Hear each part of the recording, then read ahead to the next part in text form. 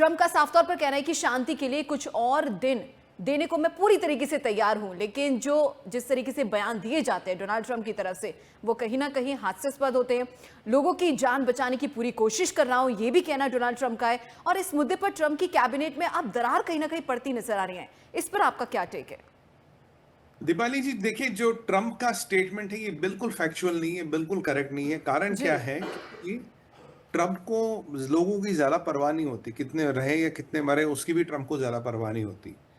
Trump ने दी बोला था कि मैं ईरान को 3 दिन दे रहा हूं, आज चौथा दिन हो गया, 3 दिन तो दूर की बात, आज चौथा दिन हो गया।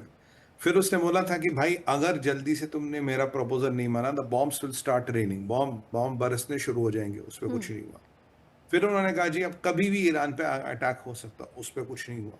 फिर अचानक ट्रम्प कह रहा है जी अब एक मेरे पास एक प्रपोजल आ रहा है जो जिस पे मैं काम कर रहा हूँ। और ईरानियों का रेटोरिक ऐसा कह रहे हैं कि वो तो हमारा प्रपोजल है, हमारा 14 पॉइंट का प्रपोजल है, मतलब जो ईरान साइडेड प्रपोजल है।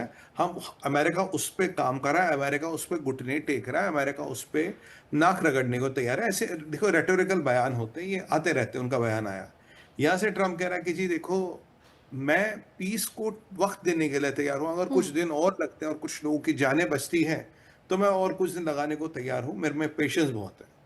बट अगर आप में पेशेंस बहुत है तो पहले आपने जो 4 स्टेटमेंट दिए एक के बाद उसका मतलब क्या है? बिल्कुल। या कि आपके तीर निशाने पे नहीं लगे, अब आपने पलटी मार दी, या आप अपने को टोटली अनप्रेडिक्टेबल बताना चाह रहे हो ताकि कोई ये ना समझ पाए आपके दिमाग में क्या है। अब देखिए इसको लेके पूरा पूरा एक अमेरिका के कैबिनेट में दरार पड़ गई है। जेडी वांस जो हमेशा से युद्ध के खिलाफ थे वो, जी। और कहीं जेराल्ड कुशनर और विटकॉफ को लगता है शायद कुछ डील बन जाए। देखिए डील नहीं होगी तो जेराल्ड कुशनर जो ट्रंप के दमाई है, विटकॉफ जो उनके परम मित्र है, और जेडी वांस जो वाइस प्रेसिडेंट है, ये वाला जो खेमा है, ये कहता नहीं कुछ डील करेंगे, हम पाकिस्तान को यूज करेंगे, ईरान से बातचीत करेंगे, तो इनका ये मानना है। अब ट्रंप को ये लगता है कि डील नहीं होगी। अब देखिए यहाँ पे पीट हेगसेथ, उन्हें लगता है कोई फायदा नहीं। मार्को रूबियो, उन्हें लगता कोई फायदा नहीं। और ट्रंप का खास बंदा लिंडसे ग्राहम, इसको लगता कोई बात नहीं। इनफैक्ट वो तो ये कह रहा है, लिंडसे ग्राहम, बड़ा अच्छा पॉइंट है उसका, कह रहा आप जो डील विल की बातें कर रहे हो, अब बार बार पाकिस्तान को यूज करने की बातें कर रहे हो। मैं तो सिर्फ इतना कहूंगा, जाके पाकिस्तान से पूछो जब ये सारा लफड़ा चल रहा था तो ईरान के जहाज पाकिस्तान में क्यों छुपे हुए थे? ईरान के जहाजों को पाकिस्तान ने क्यों शरण दी?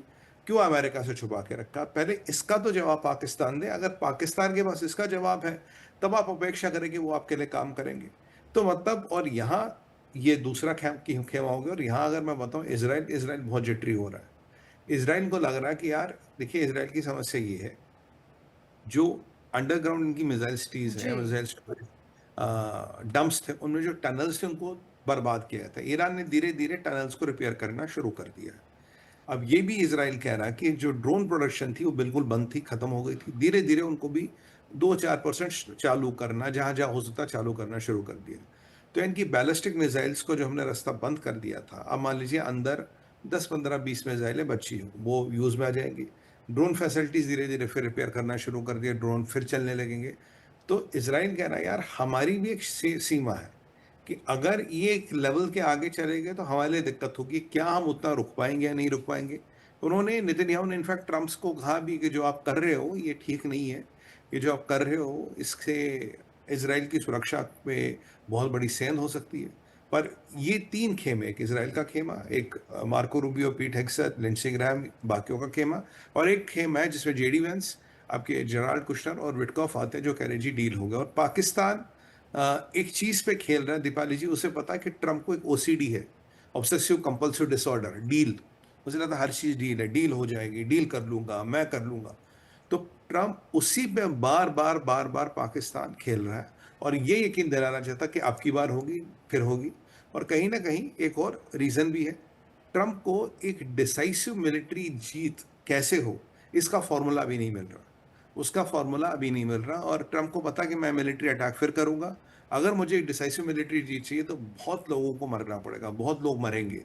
क्या उतने लोगों के मरने के बाद जो मुस्लिम ब्रदरहुड है, जो मिडल ईस्ट में जो एक इस्लामिक वर्चस्व है, क्या उनका साथ मुझे मिलेगा? कब तक मिलेगा? कहाँ तक मिलेगा? कैसे मिलेगा? क्योंकि देखिए अल्टीमेटली वो कतर हो, वो सऊदी हो, वो यमन हो, वो ओमान हो, यमन तो खैर हूथियों के साथ है, वो जो भी है, आप कुवैत की बात करें, अल्टीमेटली ये सारे इस्लामिक कंट्री हैं, जब काफ़ी सारी कैजुअलिटीज़ होंगी, काफ़ी सारे अगर अनफॉर्चुनेटली मुसलमान ईरान में मारे जाते हैं, तो इन लोग गवर्नमेंट्स का कितना अमेरिका को साथ मिलेगा, कहाँ तक मिलेगा, ये भी कुछ समीकरण है जो बिल्कुल वोलेटाइल है। और ये जो लीडर है एक्सेप्ट यूएई, कभी पल में तोला का पल में माशा, ये रोज साइड बदलते रहते हैं, क्योंकि अगेन इनका पब्लिक प्रेशर आता है, उसके हिसाब से ये अपनी साइड बदल ले पाते हैं। पर क्या एक फॉर्मूला ऐसा है कि जी। एक शॉर्ट प्रिसाइज क्रिस्प स्ट्राइक हो, सांप भी मरे और लाठी भी ना टूटे? हकीकत ये है, वो फॉर्मूला भी अमेरिका के पास भी नहीं है मिलिट्री वाइज।